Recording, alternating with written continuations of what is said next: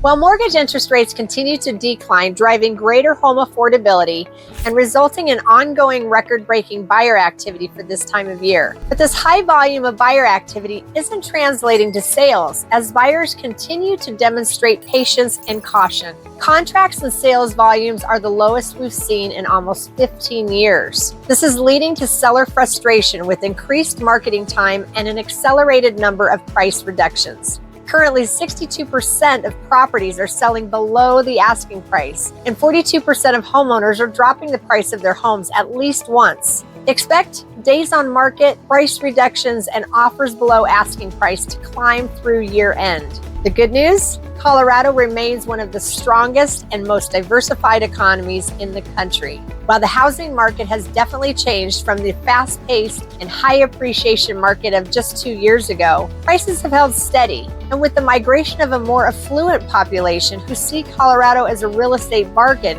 our market remains one of the most reliable real estate markets in the country.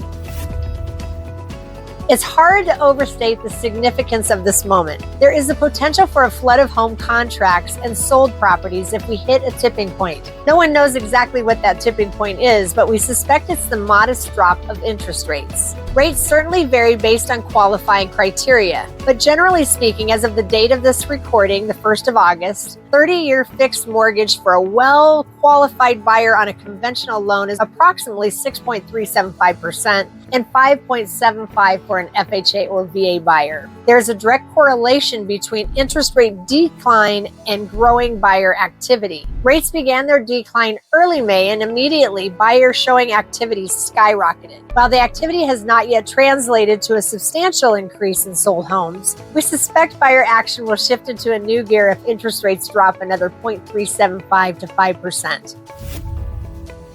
The nature of showing activity right now is almost ridiculous. Last week, we experienced a tremendous volume of home showings, 25,749,000, surpassing all years on record for this time of year, except in 2020. And this activity level has been consistent for the last 8 weeks. However, we're seeing an unprecedented number of showings required on an average before a property actually goes under contract. On average this time of year, it takes about 19 showings to get a contract on a property. Now, last week it was 28.36 showings, and on the week before, 30.57 showings. Both are well over 50% above average. So why this dramatic increase? In our opinion, there's a number of geopolitical and macroeconomic factors, like say, the presidential election, that are giving rise to an undercurrent of either curiosity or concern to the average person. It's likely just a feeling people have. They can't quite pinpoint why they're looking at all these homes, but something just doesn't feel right. Most people don't know how to reconcile their desire to buy with this feeling, which results in an engagement but not decisiveness. So what will shift that? We believe a modest decrease in interest rates will have a majority of buyers cross some emotional tipping point. Inventory in the Denver 7 County area crossed the threshold of 10,000 homes available for sale for the first time in 10 years. Now, there's no good or bad to this. It's just a condition that has consequences, and it's important consumers understand these consequences and adapt accordingly. From an industry perspective, we've been hopeful for inventory to climb across this 10,000 home threshold for a very long time. Increased inventory slows down the pace of the market, so agents, buyers, and sellers aren't consumed by stress and living on adrenaline. This slows the pace of home value appreciation and driving consumers back to market conditions, where the primary motivation for buying is an inspired life, rather than the type of return on investment where we obsessively watch our home values like we do stocks. As homeowners or buyers, these market conditions give us time to consider and answer an important question. How do I actually want to live? When money was cheap and inventory was low, people were moving fast, really fast. And that led to more than 65% of home buyers who purchased during the pandemic having buyer remorse. And now buyers are gifted with a little time to contemplate. And that means the motivations for buying and selling are changing, coupled with the way people buy and sell real estate.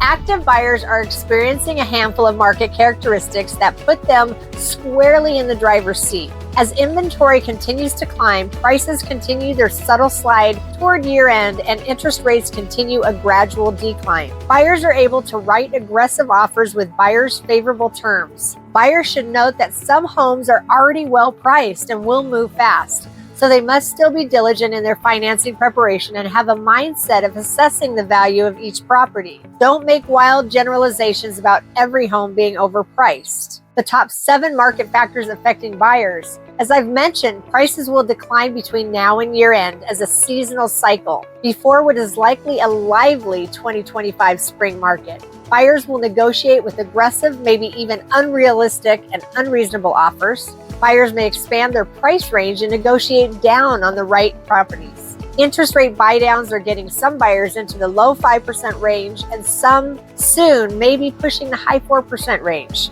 Homes will be in better condition upon purchase due to sellers needing to better prepare to be competitive. Sellers will be more willing to negotiate at inspections, and buyers can take their time and not feel the anxiety of selling their home or being under contract on their current property before writing an offer on a replacement property. And then the top 7 market factors affecting sellers. Again, days on market will continue to climb, making the pricing and preparation of a home more important than it has been in a very long time. And though it's never stopped being important, more home sellers will reduce the price of their home, and the average sold price will slide between now and year end. Offers from buyers will be more and more aggressively buyer-friendly, and buyers will negotiate harder during inspection and appraisal as applicable. Offers contingent on the sale of a buyer's current home will become more of the norm. We may notice buyers getting lazy with financing, and contracts will experience more financing and appraisal issues. As has always been the case, but is now more important than ever, it's been for some time sellers should assess the quality of the lender before accepting a buyer's offer to buy. So a quick recap. The Colorado real estate market is different than it was 2 years ago, and it's not going back to the fast-paced, high appreciation market we experienced likely ever again. The 2-year period of 2020 through early 2022 was a unique time in American history of workplace flexibility due to offices being shut down during the pandemic and an artificially low cost of capital driving demand. And as we look back, it was unhealthy in many respects. But today we have a strong Colorado economy and a stable real estate market, experiencing what is virtually the lowest volume of sales possible for the size of the metro population. We anticipate the market moving at about the same pace through year end, with rising inventory crossing over the 11,000 homes for sale mark, slightly declining interest rates, and an overall consumer caution due to the weirdest presidential election cycle in most of our lifetimes. I'm Marnie Kels, community market leader and realtor extraordinaire. Thanks for your engagement. I look forward to being of service.